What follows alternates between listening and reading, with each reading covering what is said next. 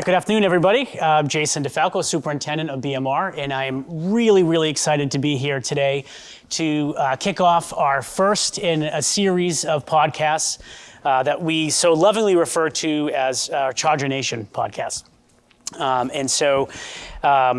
This afternoon, I am blessed to be sitting on stage with our Scholar athletes from BMR, and I'm going to actually turn it over to them and ask them to introduce themselves to our listening audience, our viewing audience, if you're watching it on YouTube, and I'll start to my right.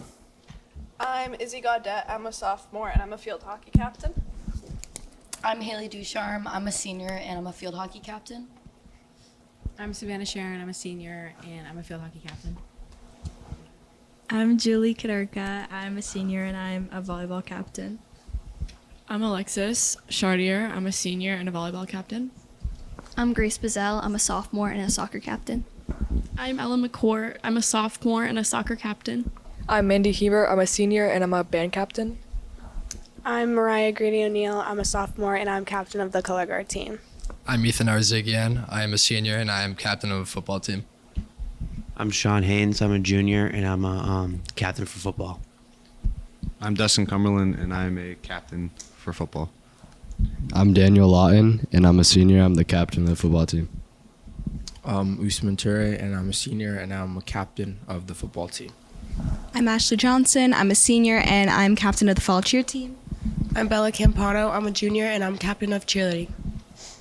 I'm Sophia Lafrene. I'm a sophomore and I'm a captain of cheerleading.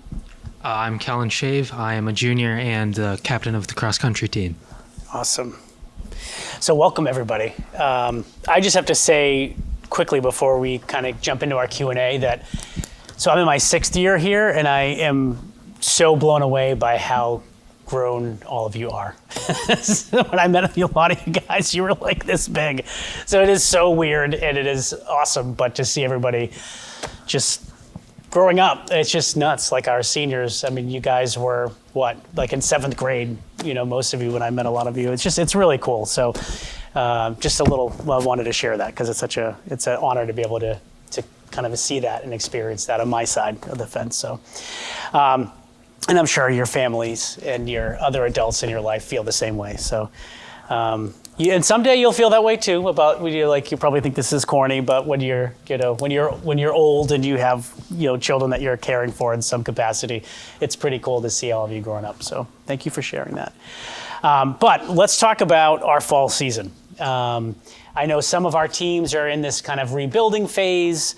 And totally get that, but I'd love to hear some of the highlights. I've had a chance to go to a bunch of events, football game. I missed the race in Hopedale yesterday, which I was really hoping to get to, but unfortunately did not get a chance to get to that. But I know we've had kind of a mixed season with some successes and some opportunities for us to keep working. So I'd love to hear from some of our teams and who wants to just kind of jump in, share some of the highlights, some of the opportunities, where you're working, where are things at currently.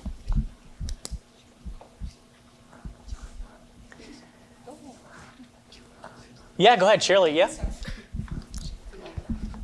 Our cheer team's gonna jump in first.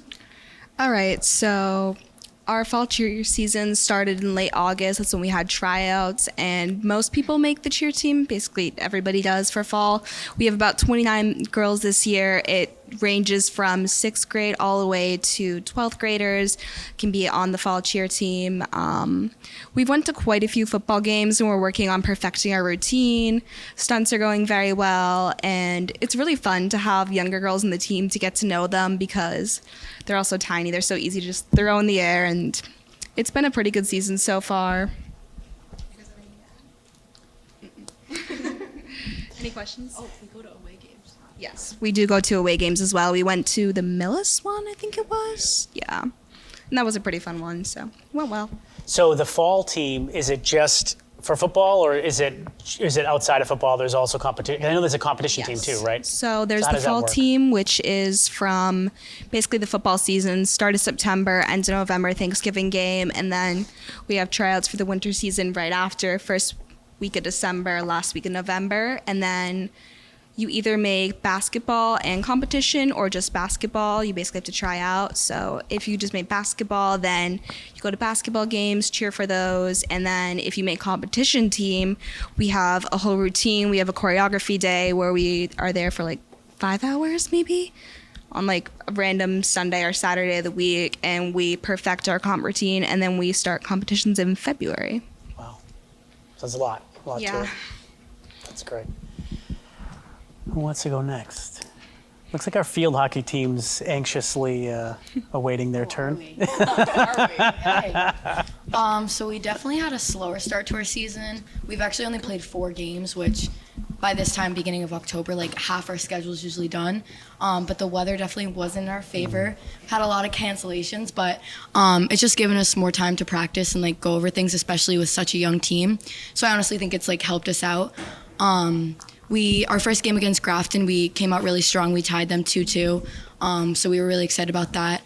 And then the next upcoming weeks, we have like games where we have back-to-back-to-back. I know next week we have 4 games. So it's pretty much just like getting through them game by game, taking it day by day instead of like looking at the bigger picture. Mm-hmm. How many teams have been impacted by that? Like the weather and the rescheduling and right?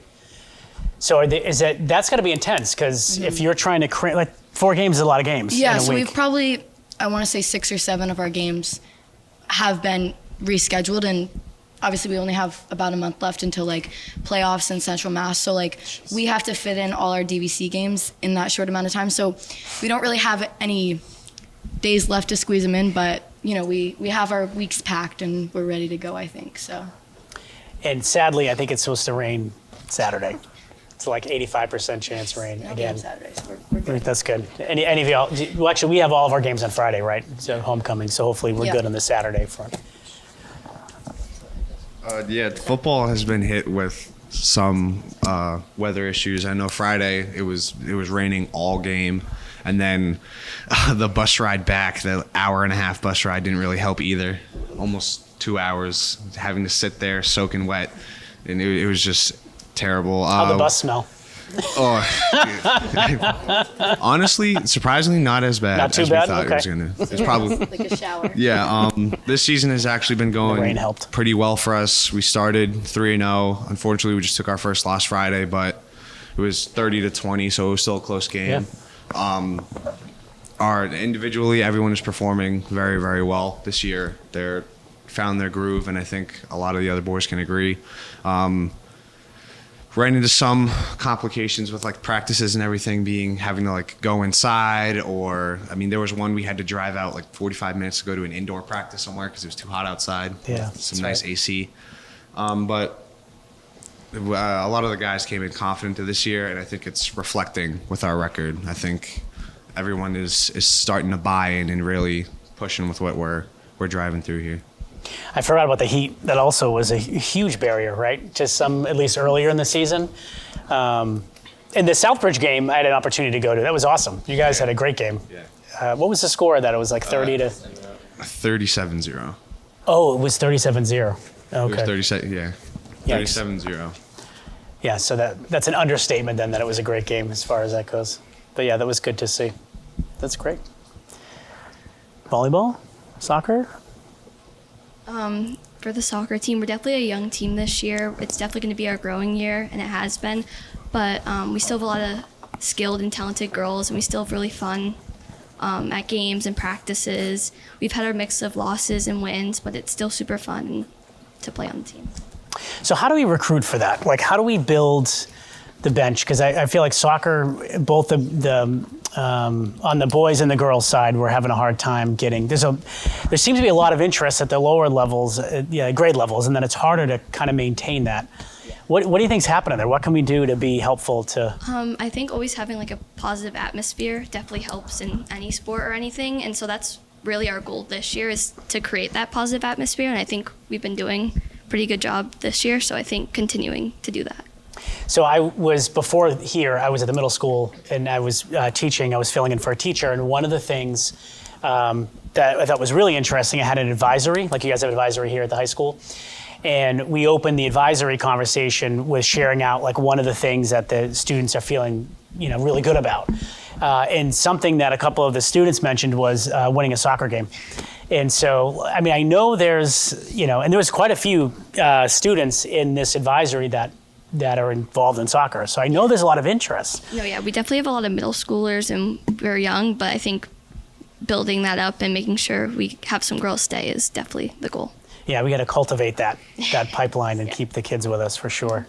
That's great. Volleyball? We're kind of on a roll right now. We started off with like an 0-2 record, I think, and now we're 6-3. Last week we had our first win against Hopedale like ever in BMR history. Like that's the first time BMR volleyball has ever beat Hopedale. We really only lost like 2 players last year, so for the most part we kind of have the same team. So this year is more about just like building chemistry with our team, and I think that we've been doing really good with that. And I think we can go very far. So your volleyball went far last year too. As I remember, I went to Hyannis to see one of the games. Yeah, I think we made it to like second or third round of playoffs, and then we lost. Was it like an elimination kind of thing? Yeah. Okay. And comparatively from where we are now to kind of where we were last year, what are your thoughts on how far we'll make it in the season? Or is it too soon to tell still? I mean, I don't want to say we were bad last year because we weren't, but I think last year was like kind of like a little hectic, and this year I think we're a lot more like we've kind of come together more as a team, and I think that we can really go far this year if we really try. That's such an important thing, and I've heard some of the other teams mention this through other podcasts that we've done, but that whole idea of teamwork, like how many of you would say like your teams have really started to come together, like in your actually football? Yeah. Looks like most of you are shaking your head. That's like half, well, cross country is harder, right? Because it's a team sport, but it's also very much an individual. But that's like half the battle, right? Where you get that kind of synergy out there on the field and on the court. And so just kind of curious to, particularly as you talk about like kind of a younger team and a rebuilding year, that's still really important to have. So let's talk about cross country. Yeah, so we have a small team. And cross country is a sport that very much favors big teams, so we have not been doing well. But the thing is, we have a really young team. Like I'm a junior, I am the oldest one on there. So I think next year or even like the year after, we could have like a really good team. So, and I will say this year is the first year we have done home meets since 2019, I think. So, cool. It is cool. Yeah. We had one, speaking of the rain, we had one day that we had to go back out and remeasure your course because we had to take I had to take a tractor out there because it was so muddy I couldn't walk out on my work shoes. We had to take a tractor out and we had to reroute the course because the mud was like, it was like a foot deep. You guys would have, lost a shoe or broken ankle or trying to get through there. We've had to run through mud a couple times. Yeah, it's been a bad weather season for sure. But I heard also that the middle school has a huge number of runners. Middle school is a huge team. It's always been a huge team. It's just getting them over from middle school to start doing the high school. Similar with soccer, yeah. We've got to get that pipeline moving in the right direction. Does everyone know how cross country actually works? Because it's not like you just don't go out and, obviously you go out and run, but how the scoring works is actually the lowest score wins. Did you all know that? Because people are like, oh, I wonder how that works. So like you actually, your place is your score, right? And so you want obviously lower places and you want a lower score so that it's better if you have a larger team because you have, the more likely a bigger sample, more likely kids are going to do better and place lower. So it is hard when you only have a few runners. Yeah. And you have to have 5 to place, right? Yes. How many do we have? Do we have it? We have 6. 6, okay. So we can compete then. Yeah. But the thing about cross-country scoring is you have to have 5, but you can have a max of 7 that score. So it really favors bigger teams. Yeah, that makes sense. And what are some of the times that you guys are running 5Ks, right? Yeah. What are some of the times that we're getting? It's like low 20s. Okay. Getting to that 20-minute mark. Good. So that's sub 7 minute, right? Sub 7 minute miles. Good. That's great. Where are my band and color guard folks? Because I know you've been dealing with a lot of weather issues too. Our home show got rained out. We're looking to reschedule that October 15th, I think. Yeah, and then last weekend we performed actually in the rain. In It started Dartmouth, raining on us right? Once we got on the field, and we had to do that in the rain, which was like a different experience. I've never had to go through that before. But yeah, we definitely went into the season thinking it would be like a rebuilding year. We lost 17 seniors last year. Wow. So, but a lot of the kids like definitely like proved us wrong, and like they're ready to like work hard and like put on a good performance. And our band is still, what, about 70? Around there, yeah. About 70 marching in the marching band, right? Yeah. Okay. So talk to us a little bit about the theme this year. What's the? So our theme this year is like cathedral halls. It's not really like religious in a way. It's more just like this idea of being in a cathedral and like portraying that. Like we have these church pews on the field, and we have these like big like metal stained glass windows. They're like 11 feet tall. So, yeah. It's pretty cool to see the layout, and I feel like it's different this year because sometimes I feel like the marching band is telling a story in in the performance, but this year it feels different. Is there a story to it, or is it more of just like a theme based? Yeah, normally we do tell a story, but this year is different. Again, like we're not. It's more just you're in a cathedral almost. Like there's no story to it really. Interesting. Cool. Very cool. My son, I have a senior and a freshman. And my freshman just started marching band, and it's like a whole nother language, like trying to figure out the different types of bands, and they do all the football games and shows, and it's really it's pretty cool to be on like the parent side and check all those things out.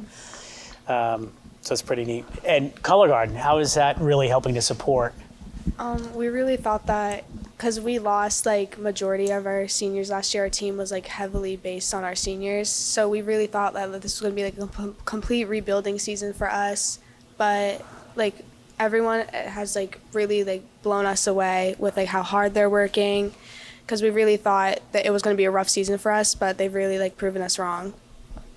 And do you so like I know the marching band was out in the rain last Saturday night. Was Color Guard part of that too, or does that really change the dynamic? Because you have to throw things around. Yeah, we also had to perform in the rain. All of our equipment was soaked by the time we were done with warm-ups. A lot of like our like choreography and stuff had to be changed because of the rain. We were like really nervous to go out, but it was actually like a pretty good performance for us. So that sounds intense if you're changing your routine and the choreography with that. Yeah, it really depends on the weather. Like once we get there, we have to decide like then and there what we're doing for the show, if like anything has to be changed. Interesting. And this weekend you're at KP, right? Is that King Philip? We're supposed to be, if it doesn't get canceled. Right, it's supposed to rain Saturday. Yeah. So we'll have to wait and see. So let's talk about that. We have so luckily for us, so last year, I'm sure everybody remembers, homecoming was awesome. It was on a Saturday, it was the entire day. We started in the morning with, I think, soccer and then field hockey, and the whole day was full of activities and different things. And then it culminated with a football game at night, and then the marching band had their home show. So it really was like a pretty awesome day. So I know this year is going to be a little bit different. We're going to have it on Friday, but we're still going to get most of our teams playing at home, which would be cool. And then the homecoming dance is Thursday. Is that right? So who are we facing on Friday? What are we up against? What's the worry? How do you think we're going to fare for our homecoming? Football, we're playing St. Paul on Friday at 7, and this is our second time playing St. Paul as our homecoming. The last time we played them, we lost in a little bit of back and forth on the field. And I don't know if he does since he's a junior, but I know our seniors remember some of the stuff that they would chirp back to us, and like waste of a homecoming and stuff like that. So we're gonna remember that for Friday, and hopefully we can establish that it's our night and we're not gonna take anything. Yeah, and St. Paul hasn't won a game in quite a long time. I think 2 seasons. Maybe they'll go on 3 if we can help it.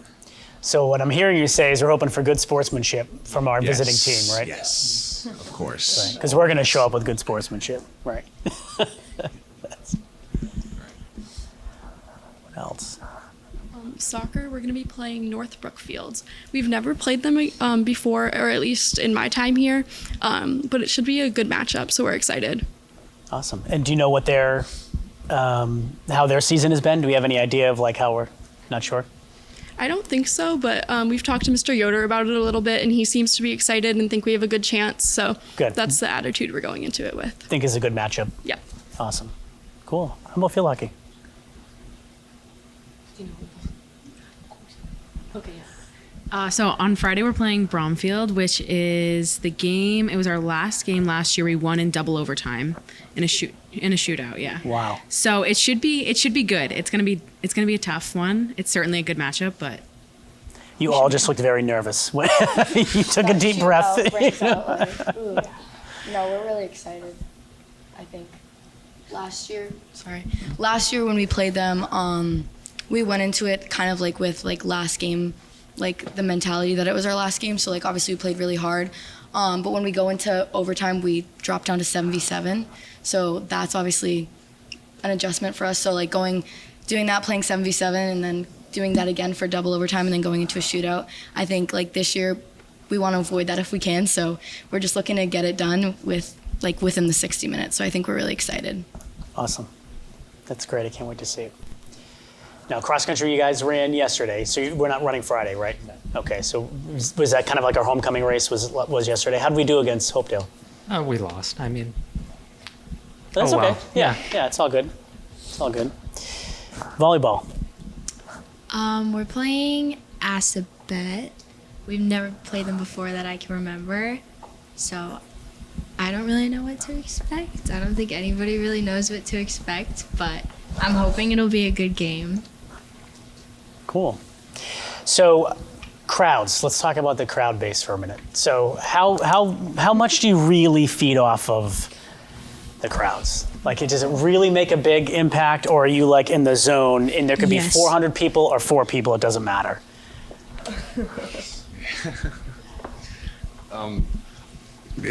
I'd say most of the time it doesn't matter, especially away games like Tingsboro, their whole fan section was just chanting the entire time, and the only time you really noticed if it was like a timeout or like a referee timeout, and you kind of just like sat and like calmed down and just kind of take everything in around you, and then you look up at the stands and they're chanting and everything. But then once the play starts back up, it doesn't really bother us. But when you get like a tunnel vision, like hearing wise, like you just can't hear anything. Like even if like you don't even notice who's at our games or like how many people are there, like if you're just playing, you don't recognize that.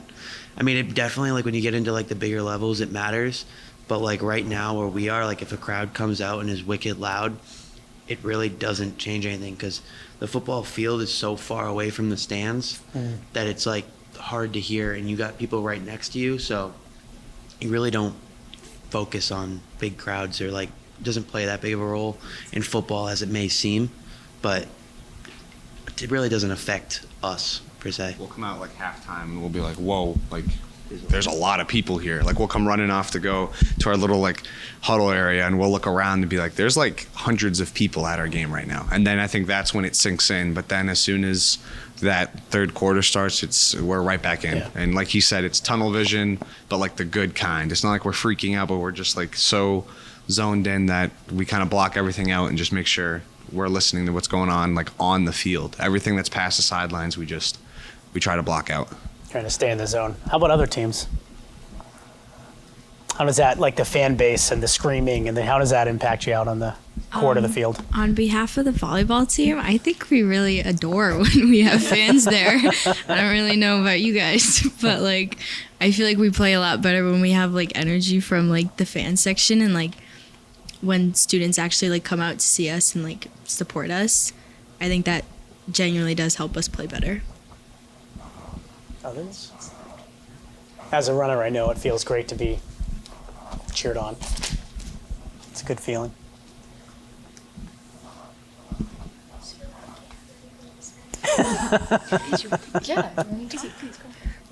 Field hockey, we don't typically attract the biggest crowd. The parents love it. The parents, they do. Definitely having like people on the sideline cheer you on keeps you going through the game. Yeah, right. If anything, it's more our bench. Yeah. Like it's more. if anything, the best part is hearing your teammates cheer each other on. And I know that's a big thing, at least on our team, is that we're cheering the whole time. We're saying like, oh, that was a good pass, whatever. As long as you can hear like our coaches and our teammates, that's the only thing you really focus on. And it's the only thing you really need. Because like Izzy said, we don't really get a lot of fans. So after playing for so long without fans, you don't notice them. And you don't have a need lot of them. fans. They just may not be present. Right. So you're not really focusing on how many people are there. It's just how do your teammates feel about how you're playing and how your coach is feeling. Awesome. That's super. And we hope, I was asking the question because, again, we did this intentionally before homecoming because we're going to send this out, and we want to do everything we can to recruit as many of our community members, our alumni, even our senior citizens. We have reached out to our Council on Aging centers and try to just recruit people to come out and cheer on the great work that all of you are doing on the fields and on the courts. It's a big deal, and you should be, celebrated and supported in that. So I wanted to ask that question. I have a question specifically for my seniors, and I promise this will be the last question, so I won't keep you too much longer. But I'm curious to hear from our seniors, what are you thinking for next year? And you're probably sick of being asked that question because I bet you've been asked it a million times. But I'm asking specifically because I'm wondering if you're thinking of continuing, kind of your athletic career at through higher education, if that's the path you're going to go, or if you're thinking career, the career pathway. I'd love to hear from our seniors specifically. Alexis, you'll start us off. All right, so for me, I've actually been planning on playing in college. I want to play for like either D2 or like a lower D1 school, but yeah. Awesome. Yeah, I'm in this, not as intense as her, but I've been talking to coaches, and I'm thinking if it pans out, I'll probably go D3. Nice. Yeah. So you want to continue just in field hockey or another? Yeah, field hockey. I think so. Yeah. Cool. Yeah, I've looked into it. It's definitely intimidating. Like, I don't know about other sports, but like when they have like prospect camps or something for schools, and you go there and like especially Blackstone Millville, like the small town we have, like DVC, like it's not a very big conference that we have, and then going out and like seeing the other talent that you don't see like on the field is kind of eye-opening. And you see it and you're like, wow, like this is the standard I have to meet in order to be able to compete in the next level. So when I see that, it's intimidating, but it gets that like fire lit, like, all right, I got to like kick it into high gear and make sure that I'm good because my clock is just slowly going down. And I'd like to play next level, but I think like what I keep saying is that if you give me enough money, I'll go anywhere. So there you go. I'll take anything I can get. That's awesome. How about others? I know you're not seeing.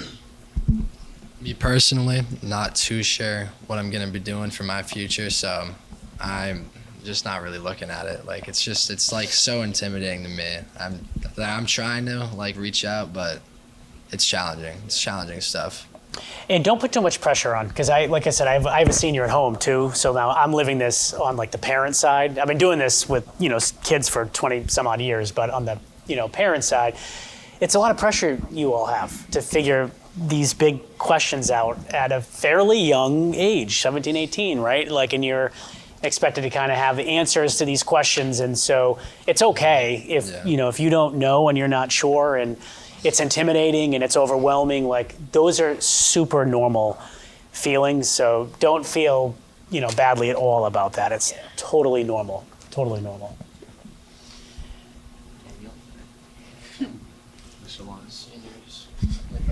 Anyone else want to share? Y'all are passing? Yeah, not very talkative today, guys. Okay. So for our friends and family tuning in at home, Friday, homecoming, we've sent the schedule out a bunch of times. It's on our webpage. It's on our social media. It's on our Facebook, our Twitter. I am all over social media getting this stuff out. So, to our friends and families and community, make sure to come out and support our Chargers on Friday at homecoming. And hopefully Saturday, if the marching band goes off at KP, although you guys are also going to perform at the halftime show, I think, right, for football, which is awesome. So come out and wear your purple and gold and show your Charger pride. And thank you so much to our Scholar athletes for sharing time with us today. And super, super impressed with all of you, your abilities on the field and off the field. Stay focused and stay the course. And good luck at homecoming. Thank you. Thanks, everybody.